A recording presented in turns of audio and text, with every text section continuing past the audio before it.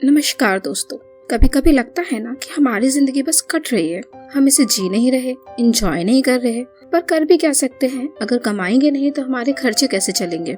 बस इसी नौकरी और काम के चक्कर में जो काम हमें खुशी देते हैं उन्हें करने का समय ही नहीं मिलता। तो आखिर ऐसा क्या करें कि हमारा काम भी चलता रहे और हम खुश भी रह सके, हम एक लंबा और स्वस्थ जीवन जी सके। हमारे इन सवालों का जवाब मिलेगा हमें हमारी आज की बुक समरी में। हमारी बुक का नाम है Ikigai, the Japanese secret to a long and happy life, और इसे लिखा है हेक्टर गार्जिया और फ्रांसिस्क मिराल्स ने। पर इससे पहले अगर आपने अभी तक हमारे चैनल थिंकिंग बुक्स को सब्सक्राइब नहीं किया है तो प्लीज इसे सब्सक्राइब कर लीजिए।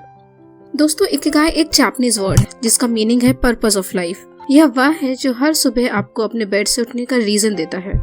यह वह सीक्रेट है जो आपको पर्पसफुल, हैप्पी और लॉन्ग लाइफ देता है। दोस्तों, हम सबका अपना एक इकिगाई होता है। हम में से कुछ अपना इकिगाई ढूंढ चुके हैं और कुछ इसे अभी भी ढूंढ रहे हैं। दोस्तों, यह इकिगाई ही है जो जापान के आइलैंड ओकिनावा में रहने वाले लोगों की लंबी आयु का रीजन है। ओकिनावा में रहने वाले हर 100 लोगों में से 25 लगभग 100 साल से ज्यादा जीते हैं। दोस्तों, हमारा इकिगाई 4 फैक्टर्स से मिलकर बनता है, जो है what you love, what you are good at, what the world needs और what you can be paid for. सबसे पहले पहचानिए कि ऐसा क्या है जो आपको पसंद है और साथ ही साथ उसे करने में आप अच्छे भी हैं। इन दोनों का इंटरसेक्शन आपको देता है आपका पैशन।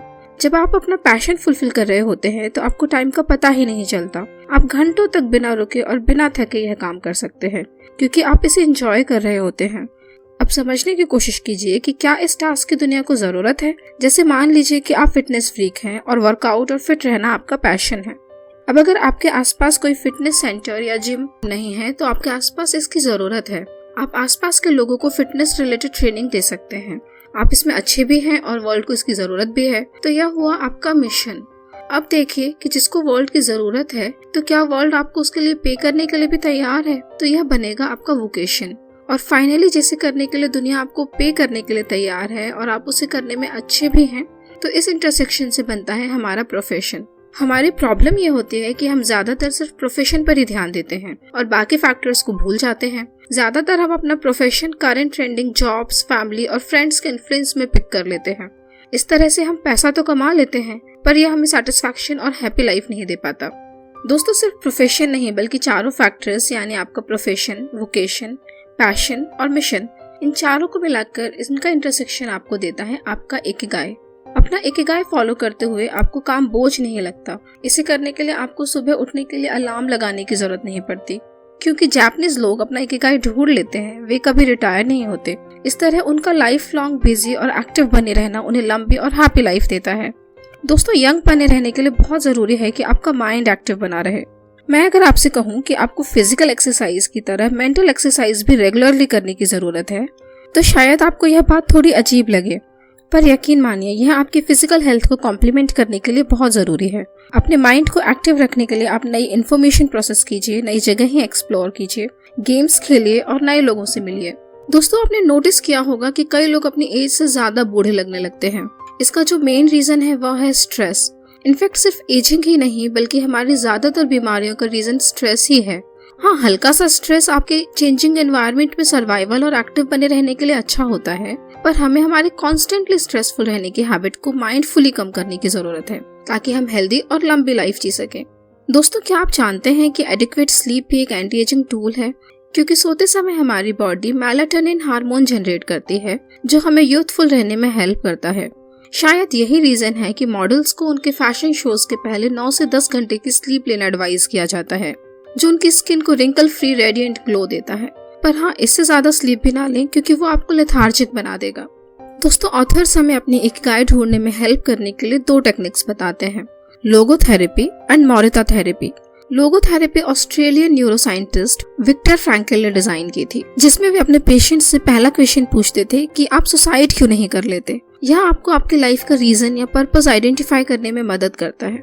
दोस्तों, मॉडर्न सोसाइटीज में ट्रेंड्स, पीयर प्रेशर और कंपटीशन में हम भूल जाते हैं कि हम कौन हैं, हम क्या चाहते हैं, और हम सिर्फ दुनिया की नजरों में बेस्ट दिखने की कोशिश करने में लग जाते हैं, जिससे एग्जिस्टेंशियल क्राइसिस बहुत कॉमन हो गया है।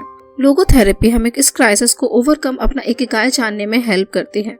मोरिता थेरेपी, जिसे जापान में शोमा मोरिता ने डिजाइन किया था, यह आपको अपने इमोशंस जैसे फियर, वरीज, एंजाइटीज को कंट्रोल करने की जगह उन्हें एक्सेप्ट करना सिखाती है।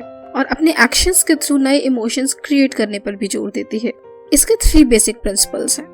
एक्सेप्ट योर फीलिंग्स, क्योंकि आप जितना किसी फीलिंग को दबाने की कोशिश करेंगे वह उतना ही उभर कर आपके सामने आएगी, इसलिए बेटर है कि आप उसे एक्सेप्ट करें। Do what you should be doing, आप अपने पास्ट या फ्यूचर में उलझने की जगह प्रेजेंट मोमेंट में जो आपके सामने है वह करते जाइए, रिकवरी अपने आप हो जाएगी। डिस्कवर लाइफ्स पर्पज, अपना इकिगाई ढूंढिए और फॉलो कीजिए। तो दोस्तों, अब अपना इकिगाई ढूंढने की कोई मैजिकल रेसिपी तो है नहीं, पर हाँ, इसका जो एक इम्पॉर्टेंट इंग्रेडिएंट है वह है आपकी स्टेट ऑफ फ्लो में पहुंचने की एबिलिटी। स्टेट ऑफ फ्लो एक ऐसा स्टेट है जिसमें आप किसी एक्टिविटी में इतना ज्यादा इन्वॉल्व हो जाते हैं कि इसे करते हुए कुछ और आपको मैटर ही नहीं करता। इस एक्टिविटी को करने के एक्सपीरियंस को आप एंजॉय करते हैं। आइए देखते हैं कुछ स्ट्रेटेजीज जो आपको फ्लो अचीव करने में हेल्प करेंगी। Choose a difficult task but not too difficult, ऐसा टास्क चूज कीजिए जो आपके कंफर्ट जोन से स्लाइटली बाहर हो। बहुत इजी टास्क करने से आप जल्दी ही बोर हो जाएंगे, वहीं बहुत मुश्किल टास्क शायद आप कुछ देर में बीच में ही छोड़ दें। Have a clear concrete objective, दोस्तों बिना किसी ऑब्जेक्टिव को क्लियरली डिफाइन किए कोई काम करना वैसा ही है जैसे आप मैप लेकर सफर पर तो निकल जाएं पर आपको पता ही नहीं कि आपको जाना कहाँ है। इसलिए सबसे पहले अपने गोल्स डिफाइन कीजिए। Concentrate on a single task, दोस्तों यह सिर्फ एक मिथ है कि हमारा माइंड या हम खुद मल्टीटास्कर्स हैं। हम असल में पैरेलल प्रोसेसिंग कर ही नहीं सकते, बल्कि हम कई टास्क्स के बीच में बार बार स्विच कर रहे होते हैं। स्टडीज के अकॉर्डिंग कई चीजों पर एक साथ काम करना हमारी प्रोडक्टिविटी को लगभग 60% और हमारे IQ को 10% तक घटा देता है। इसलिए एक बार में एक ही टास्क पर फोकस करें। दोस्तों, कुछ और टिप्स जो आप स्टेट ऑफ फ्लो अचीव करने के लिए फॉलो कर सकते हैं वह हैं, उठने के बाद और सोने के पहले का 1 घंटा स्क्रीन पर मत स्पेंड कीजिए। हफ्ते में 1 दिन टेक्नोलॉजी फास्टिंग करने की कोशिश कीजिए। जब आप अपना टास्क कर रहे हो तो कुछ देर के लिए अपना फोन स्विच ऑफ कर दीजिए या एटलीस्ट नोटिफिकेशंस ऑफ कर दीजिए। पोमोडोरो टेक्निक यूज कीजिए। डिस्ट्रैक्शन फ्री एनवायरनमेंट में काम कीजिए। अगर यह घर पर नहीं हो पा रहा है तो आप किसी लाइब्रेरी या कैफे में जा सकते। अपने माइंड को इस तरह ट्रेन कीजिए कि जब आप डिस्ट्रैक्टेड फील करें तो यह क्विकली प्रेजेंट में वापस आ सके। दोस्तों, ऑथर्स ने ओकिनावा के गांव ओमिगी, जिसे विलेज ऑफ लॉन्गेविटी भी कहते हैं, उसमें 1 हफ्ते के अपने स्टे के दौरान तकरीबन 100 लोगों का इंटरव्यू लिया।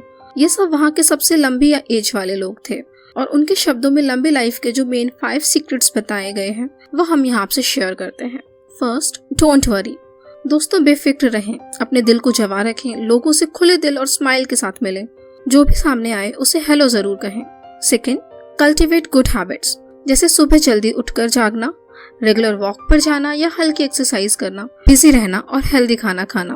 Third, nurture your friendship every day, दोस्तों और पड़ोसियों से मिलिए, खुलकर हंसिए, बातें कीजिए, साथ बैठकर चाय की चुस्कियां लीजिए।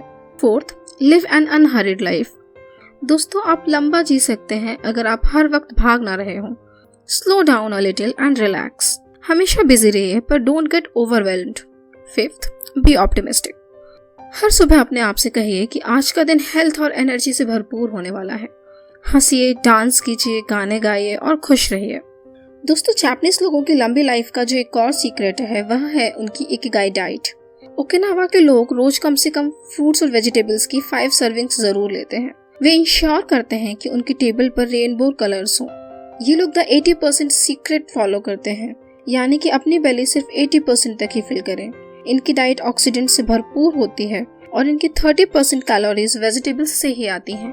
ये डेली लगभग 3 कप्स ऑफ सेनपिन चाय लेते हैं, जो कि जैस्मिन टी और ग्रीन टी का एक ब्लेंड है। यह उन्हें कोलेस्ट्रॉल और ब्लड शुगर लेवल्स कंट्रोल करने में हेल्प करती है। दोस्तों, जापानीज लोग बहुत ज्यादा एक्सरसाइज नहीं करते बट मूवमेंट बने रहने में बिलीव करते हैं।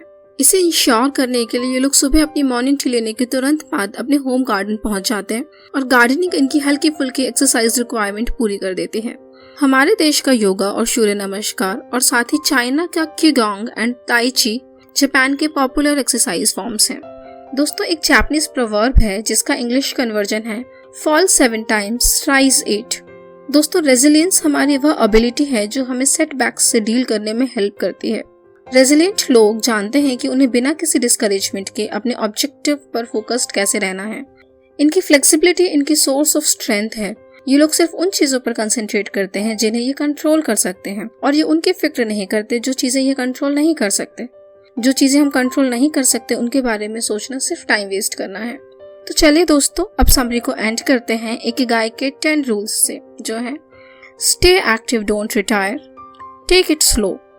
Don't fill your stomach. Surround yourself with good friends. Get in shape for your next birthday. Smile. Reconnect with nature. Give thanks. Live in the moment. Follow your ikigai.